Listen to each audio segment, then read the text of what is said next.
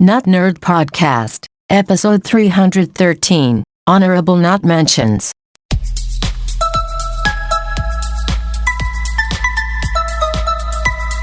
Welcome to the Not Nerd Podcast. I'm Nate Heath, and we are here to help you tech better. Here with me, as always, Mr. Dave Baylor. Hey there, hi there, ho there, everybody.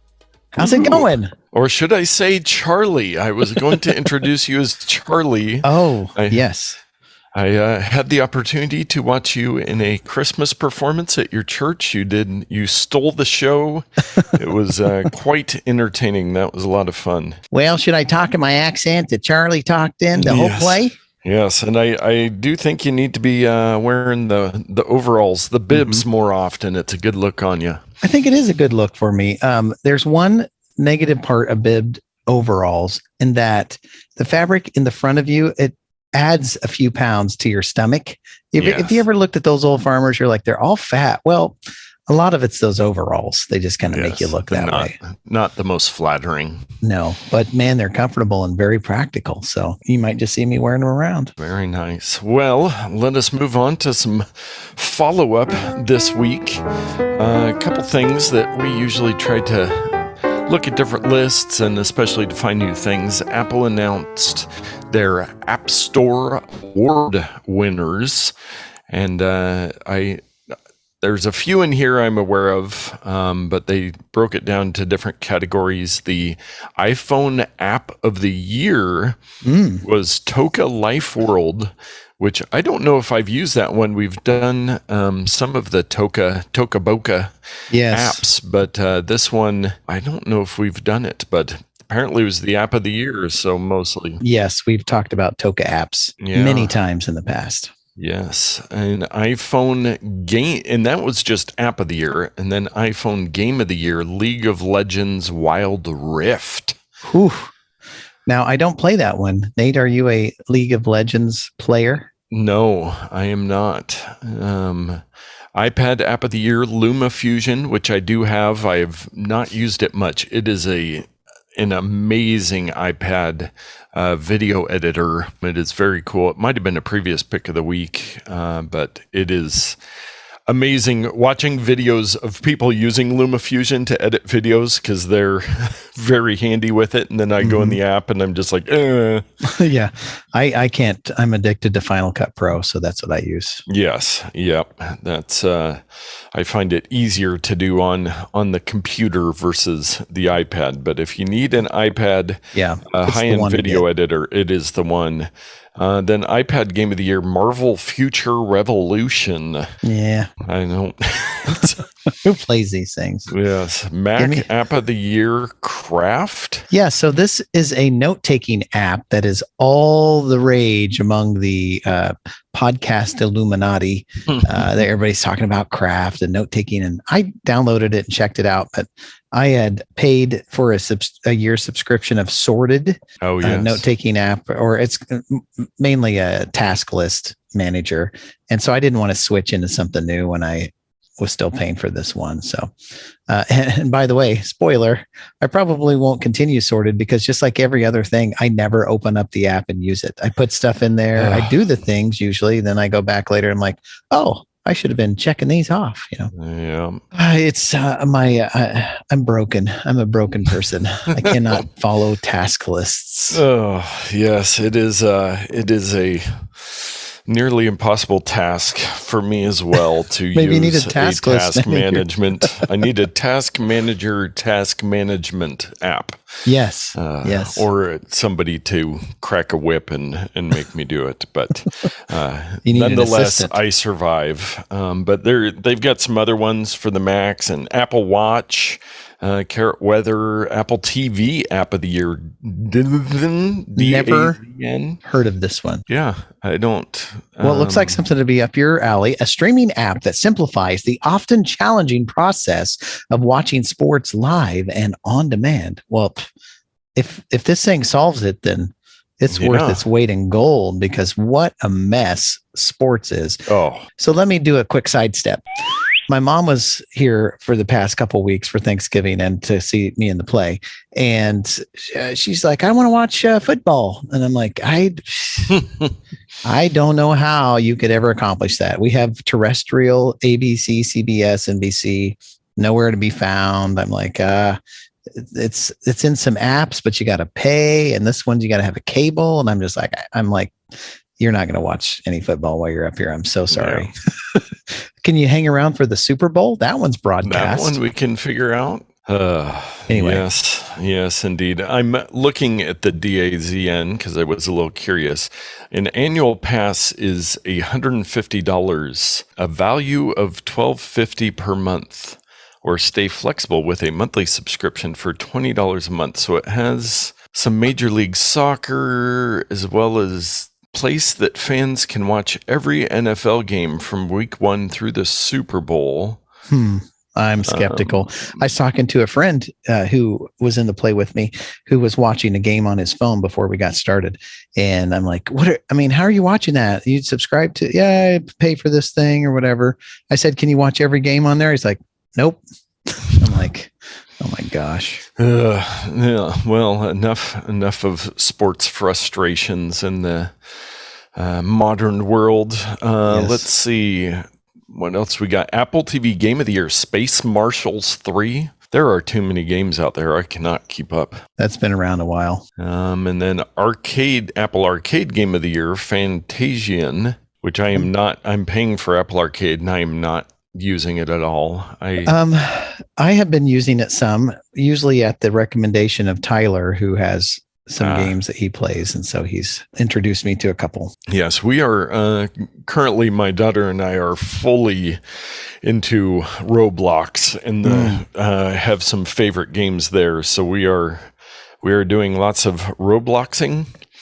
But we're having lots of fun, and so I don't have the time to try new games or even new apps. Really, here and there I will if I think it's going to help me. But these are Apple's App Store award winners. So congratulations, everybody! Keep up the good work. Yes, and Apple Podcasts presents the best of 2021. Where did we rank? Yeah, we were, let's see, best show of the year. I think maybe we were the honorable not mentions. Yes. Is where we were.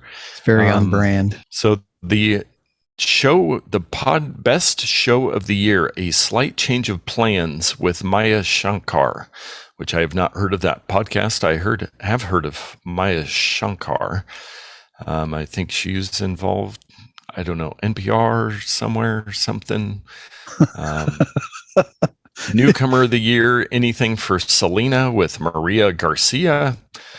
Not aware. That, again, much like apps and games, there are so many podcasts out there that it would be impossible. But there is, I did see that shows of the year, a kid's book about the podcast, which is part of the empire that a friend of mine, Jelani Memory, has started with the Kids Book About series, and they've got a podcast now, and they're doing video stuff, and we've got a bunch of the books from the library. Very, very cool stuff, but very cool that he made it on, or their podcast made it on the shows of the year. Yeah, not a lot of the tech podcast world on there. Episodes of the year, they've got a list. So this podcast that we do is very niche inside the tech world. And tech podcasts are very niche in and of themselves. That's why I don't recognize hardly any of these, because I really only listen to tech podcasts and the Mark and Todd cast, which is more of a sciencey, informational type podcast, or educational, I would say. But outside of that, I'm not into any of these people's life stories or none of the heartfelt garbage, the bleeding hearts. I don't want any of that. No emotions. No emotions. Pure ones and zeros. I am Mr. Spock.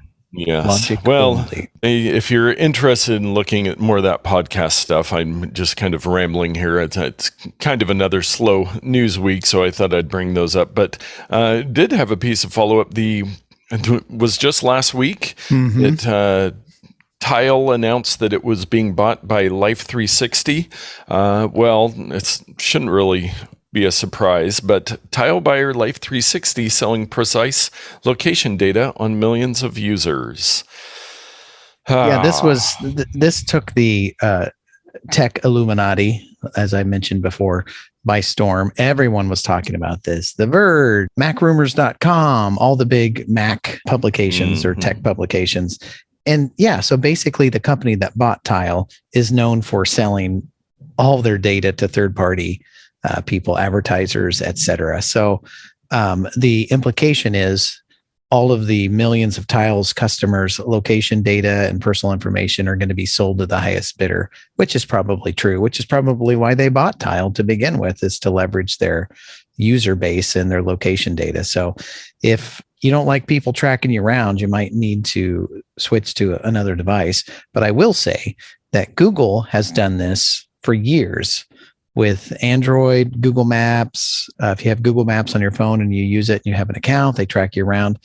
And there are all kinds of advantages to that, where you can say, show me all the pictures from Paris that I took, and it'll bring them right up. Or show me a list of all the places that I drove to this year. How many miles have I driven around? I mean, there's all these cool things that Google does with this information that is user facing.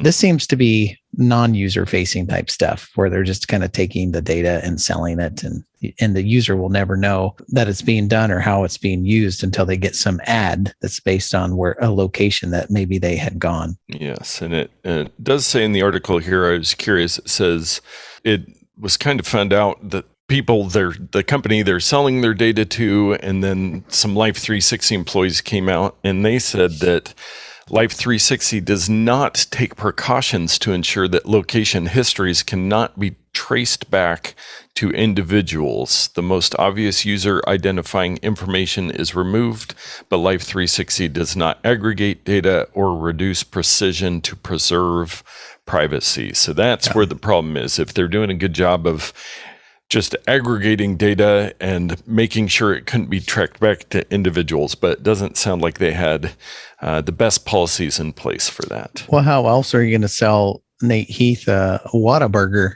if they can't trace it back to you directly, you know?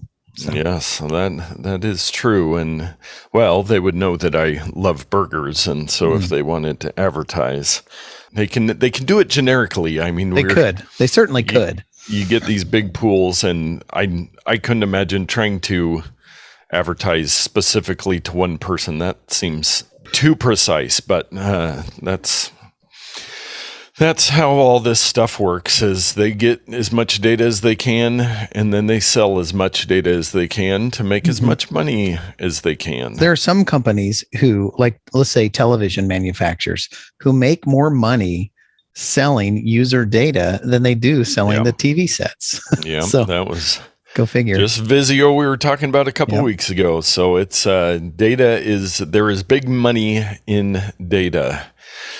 And there's also big money in Dave's Pro Tip of the Week. I wish, if that were the case, the show would just be called Dave's Pro Tip of the Week. Yes. But alas, there may not be money in this episode, but the tip I'm going to talk about may be money for those who want to have, speaking of data tracking, today we're going to talk about the Find My network on iOS and Mac OS. And the reason this is relevant, as I mentioned, my mom was in town for the past couple of weeks. And on the way out here, she likes to drive. She doesn't like to fly. So she drives from western Kansas clear to Oregon, which is, like a couple thousand miles. Takes her a few days. Of course, I can call her, text her, but it's kind of nice to know her location is in a ditch and it hasn't moved for a week. Is she dead in a ditch somewhere? What's going on? So when she got here, we set up Find My. Nate, I believe that you can track my location. You're still connected to my Find My, but I can't track yours. You've shut me off. You've cut me off. And I'm wondering just what nefarious things you're doing. So let's talk about how we can get this set up. If you are on iOS, your phone or your iPad, search around for an app called Find My. And if you're on a really old, it's Find My Friends is the app that you're looking for. And it is a little convoluted as to how you set this thing up. Apple has this new interface with these little drawers that swipe up and down. I tried to explain all this over the phone to my mom and she could not figure it out. So Your mileage may vary today as I'm explaining this. But when I go into Find My, there are 4 tabs at the bottom. There's people, devices, items, and me. And I'm assuming me has to do with my location and data. But what I'm interested in are other people. You will find that there is a plus button on the right side of that slide up panel. And then when you click it, you can either share your location with somebody, you can add an accessory, an AirTag, or other item. So I want to share my location. So I'm going to tap that. And this is what my mom needed to do, is share her location, and she couldn't figure it out. I'm going to share my location with Nate Heath, who's a good buddy of mine, whose cell phone number is, maybe we should. I am. Yeah. But I'm going to share again. Yes. And I have an option. I can either share for 1 hour or until the end of the day, or share indefinitely. So if you're in a carpool with some guys and gals and you're hanging out for the day, maybe you want to share a location for the day. Or if you're trying to meet somebody for lunch, maybe you share it for 1 hour so you know where everybody is. So I'm going to say for 1 hour, since I don't trust you, Nate. And it says you started sharing your location with Nate Heath. Now on your end, it will likely send you a message through the iMessage network. Or if you go into the app, there will be an indication that someone has shared their location with you. Now, what do you see on your end there, Nate? Okay. I stopped sharing my location with you just now. Did it alert you to that? It quickly removed your location, and it shows that no people are sharing with me. So I'm going to try it again, and I'm going to share again. So I'm going to tap share my location, and I'm type in Nate Heath, and you are in my address book. And so you show up, and here you go. I'm going to send it to your phone number. You can alternately send it to people's iCloud accounts, but I'm going to send it to your phone number. I recommend always using people's phone numbers and not their iCloud stuff. So I'm going to share it for 1 hour. And it says you started sharing your location with Nate Heath. And what does it show on your end, my friend? I got a notification on my computer. It says, David Baylor started sharing location with you. Do you want to share yours? And then I'm looking. And this is what I had to do for her is she made it to my house before she figured it out. But I shared my location with her. And then I said, when the notification pops up, share your location with me. And that's what we finally ended up doing. Nice. Okay. So then I went to the Find My app on my phone, or I could have done it on the computer. Use this device when sharing your location. Yes. So I'm sharing back, which it prompted me, since you would often, if you were looking for one person, it would go both ways with that. So I did it for an hour. So yes, I can see where you're at. You can see where I'm at. And remember that drawer I spoke about before where you're on people, but there's a kind of a little drawer. There's a little handle, this visual language that Apple's made, this little bar that's at the top of the white piece. And that can be dragged up and down. I'm not sure of the correct term. But when you pull up the drawer, I can see there that Nate Heath is in there and no location is found. And when I tap on you, it says I'm sharing your location for 58 minutes. I can stop right there. I can look up your contact information. I can set alerts and notifications. And a bit on that, it used to be where with your kids, you could say, alert me when kid 1 leaves school. And there's like a geo fence area that if they cross that, it will alert you. So-and-so has left this location.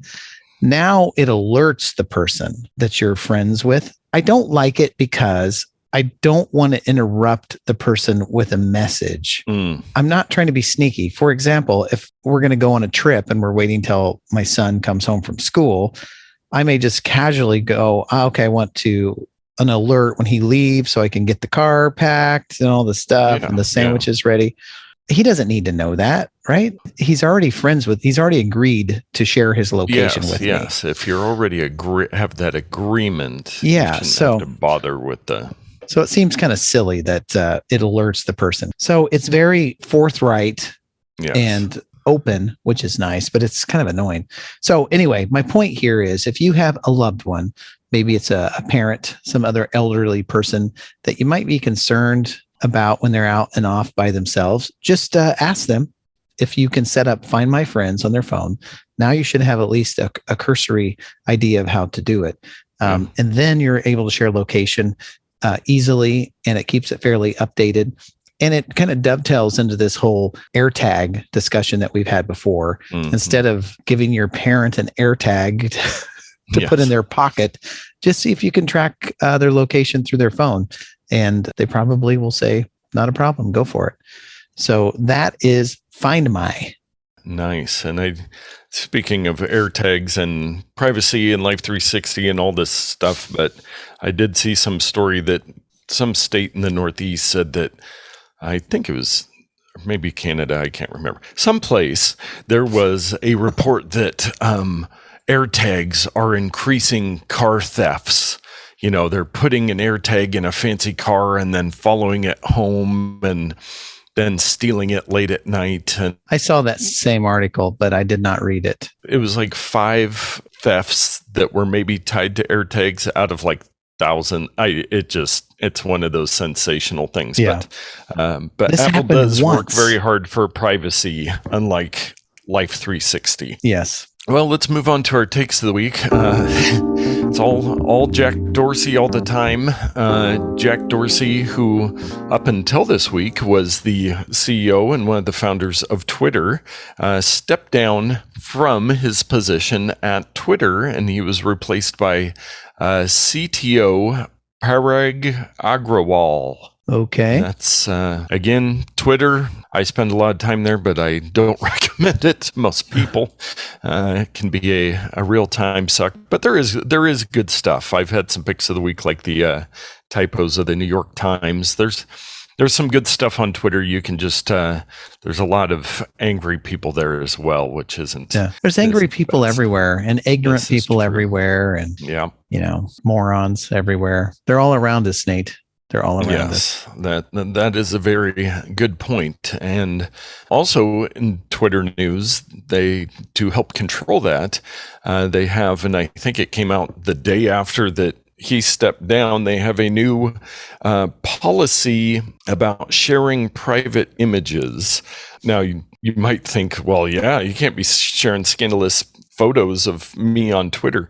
Well, this is more of, say, in a public setting, you can request to have a picture of you taken down. Now, if you're in a public space, I believe most places, the rule is you should be expected, you can't expect privacy in a public place. Correct. But I think with, just protests, and it's a policy to kind of help people be a little safer if there's stuff that they don't want on the internet or on Twitter. So it'll be interesting to see how it plays out, how it's used and how well it'll work, they do say that it will not, I believe it will not apply to celebrities or famous people. I forget the exact. This seems like a game of whack-a-mole to me. Yes. Are they ever going to police this? Public figures. That's the term I was looking for. Figure. So that said, if the goal of sharing private photos or videos of public figures or individuals who are part of public conversations is to harass, intimidate, or use fear to silence them, Twitter might remove the media. So yeah, this is a whack-a-mole policy that will hopefully be used for good, but could easily be abused as in most things in life. Yeah, most things in life are kind of like that. Yeah. Our next story, we're going to talk about Jack Dorsey. So he's also Oh my. Yeah, that sounds familiar. Co-founder of Square, which is now called Block. So they went from a 2-dimensional shape to a 3-dimensional shape. They've renamed and it sounds like he's going to be focusing more on Block, and Block is going to be focusing more on blockchain and all that good stuff. So really, he did say on the Twitter thing he wanted to step down because he, founder-led companies. He has some problems with that, and I think it's kind of like Jeff Bezos. He wants to get out of the limelight of all this antitrust and all this. He wants to make it somebody else's problem. Yes. So, and moving on from all Jack Dorsey all the time, Amazon, speaking of Jeff Bezos, they have nearly doubled its fulfillment capacity since the start of COVID-19. So in the last year and a half, How are they accomplishing this? Because everyone else seems to be having shipping problems and trouble, and they've increased. How's this black magic work? They have a lot of control. They have blanketed the country with more than 450 new facilities used to store, sort, and ship items, which is just crazy. I meant to look up, I wanted to see how many like Walmart stores there are and see if the Amazon fulfillment facilities, if they're closing in on, I mean, it is just a massive operation. Well, Jeff, if you're listening, your little Amazon outpost that's outside of Wilsonville there, you've got this giant spotlight type thing to illuminate the lot. It's kind of pointed towards a road a little bit. It kind of blinds me. So if you could get on moving that over a little bit, I would really appreciate that. Yes, he will be on his jet as soon as he hears this episode to come, because I'm sure he is in charge of all parking lot lighting. Yeah. But well, when you drive by it can be a hazard, you know? Yes. Amazon is taking over the world, and feel about that how you may. Is that a good sentence? I think you are Yoda from Star Wars. Yes. And then this other story from Gizmodo, or Number, I thought this was just fascinating. They say 37% of the world's population has never been online. The UN is reporting this. That is crazy. 2.9 billion people have still never used the internet. I mean, obviously it's a lot in developing countries, but even when I was in Uganda, just about everybody there had a smartphone. I think half that 37% are people who are trying to buy tickets for the play. How do you, what's an email? What's an electricity? Yeah, there are some people. And I get angry about this, and I don't know why. People can live their own lives. But if you were in the United States and you don't have an email address and or some type of computer device to check an email, like even at the library, then where have you been? I mean, computers have been around since the 70s. Yeah. The 70s. 1970. You have no excuse. You are without excuse, people. 50 years they've been around. They're kind of a thing. They've been around a while. You've got to figure out how to use email and basic internet practices, please. Which all of our listeners, I know you are all experts. So. Of course. That's why they're listening to this show, because they're already experts. Yes, but I would like to have a conversation with one of these people that has never used the internet. That is just wild to me. I mean, I can't think there's not a lot of out of contact tribal type people. I wouldn't think that their numbers are very high. Hundreds, maybe to be a third of the population. Yeah, there's just a lot of people in the modern world who just don't care about it. And again, I think they were all trying to buy tickets for the show. I've got a stack of $2 bills. Can I pay that? Paying pennies.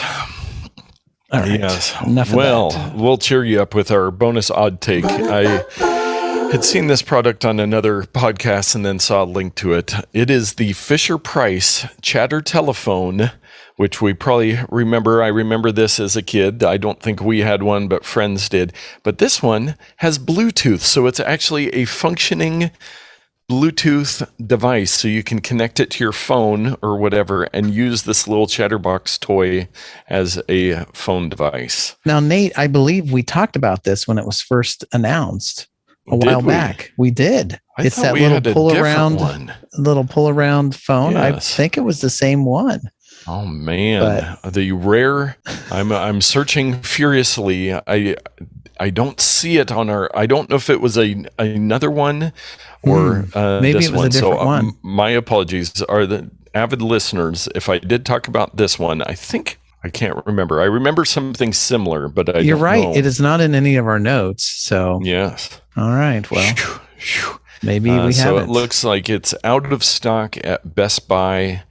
And let's see. Yep, out of stock. You might not get one in time for Christmas, but you can get notified when it's back in stock. So you may recall a couple of years ago, Nintendo came out with the retro little small NES with the controllers. Oh, yeah. And then Sega did one for the whatever, Saturn or whatever it was, the Genesis.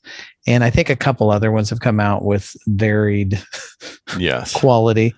There seems to be this resurgence of old technology that's being repackaged with a modern twist. And toys like this are just one of those things, trying to get a hold of the nostalgia market. But it's kind of fun at the same time. I can't fault them for doing it, but at the end of the day, it is kind of just a cash grab. How can we tug on the heartstrings of somebody to extract money from their wallet? Yes, and I will read the product features. Introducing the special edition Fisher-Price Chatter Telephone, a phone smart enough not to come with any apps. Its intuitive, bulky face design comes with a super advanced rotary dial and connects to your mobile device via Bluetooth wireless technology, so you can make and receive real calls through your existing phone plan. This working Chatter telephone is so mobile, it even comes with wheels. Oh boy, that was something else. Yeah. So if you want one of these, what are they going to cost me, Nate? I don't know. They don't even give me the price. So it must be expensive. I want to say it was somewhere like around $30 or something. Oh, here we go. $60. I went to Best Buy. $60. I think they have a non-Bluetooth version as well. That's just like a Bluetooth speaker, but not the phone or something. I don't know.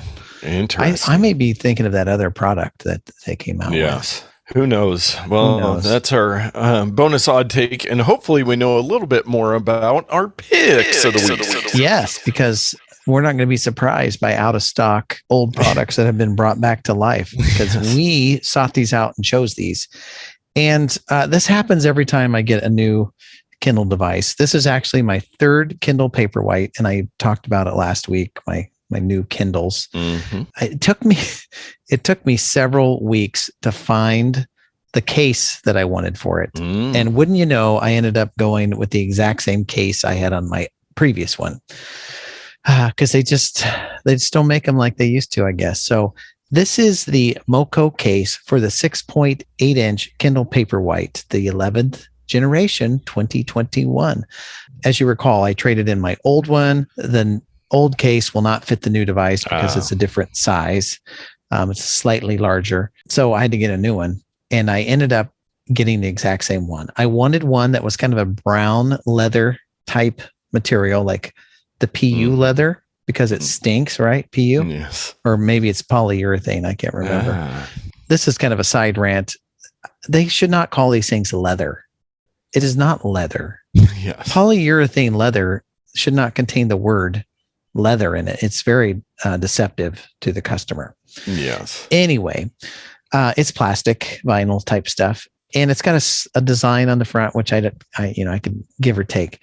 But if you pay $100 plus on one of these devices and you stick it in your book bag, you don't want the zipper scratching the screen or a button pressing into it and cracking the screen. You don't want that. So you're going to want an inexpensive case. And this one fits the bill, and it cost me $20. Looks like it's normally $20.99. So I saved a dollar. I saved a Washington. If you are searching for a new Kindle Paperwhite case, Moko is good. This is the second one that I've had, and there are dozens of other ones that are probably identical.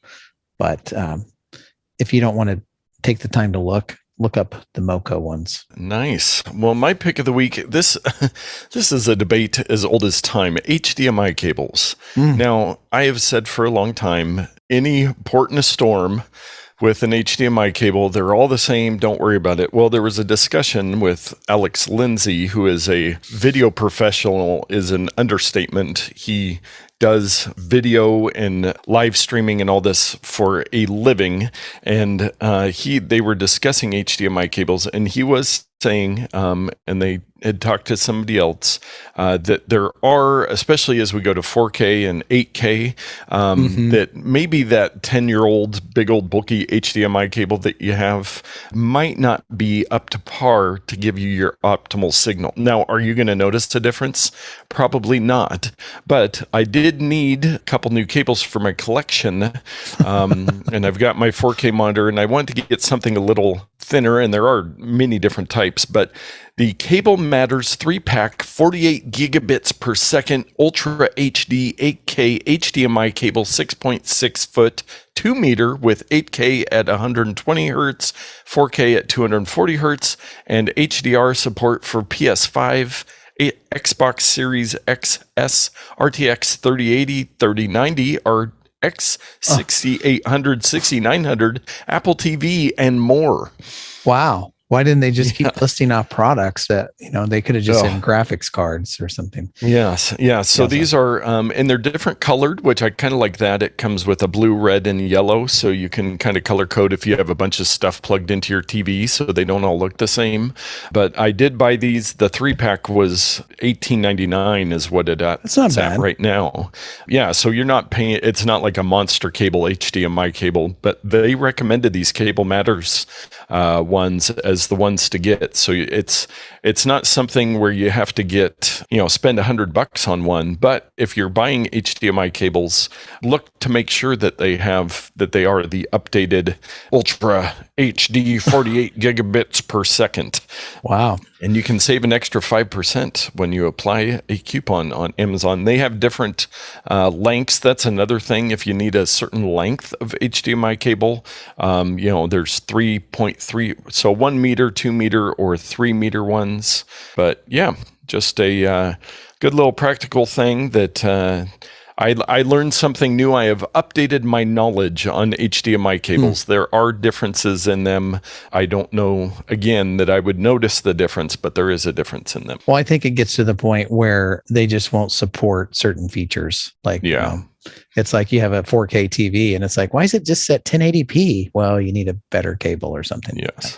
Or the surround sound and all that business. But yeah, I will worry about new HDMI cables when I get a new TV that wasn't manufactured 10 years ago. Yes. And with my new TV and my new Apple TV, I figured having a good cable was worth, $6 a piece to get these. And the 4K monitor I use with my computer, and I figured I could drop a little money and get some nice new HDMI cables. Yeah. For under $20, I think you did pretty well. Yes. That was an easy decision to make. And I'm seeing here, Amazon Basics has their brand, but the Cable Matters one is the one that were recommended on this podcast by multiple video professionals. Very nice. That is what I went with. And with that, I think we'll wrap up this episode. We have rambled on long enough talking about technology, and hopefully you learned something today so you can get out there and tech better.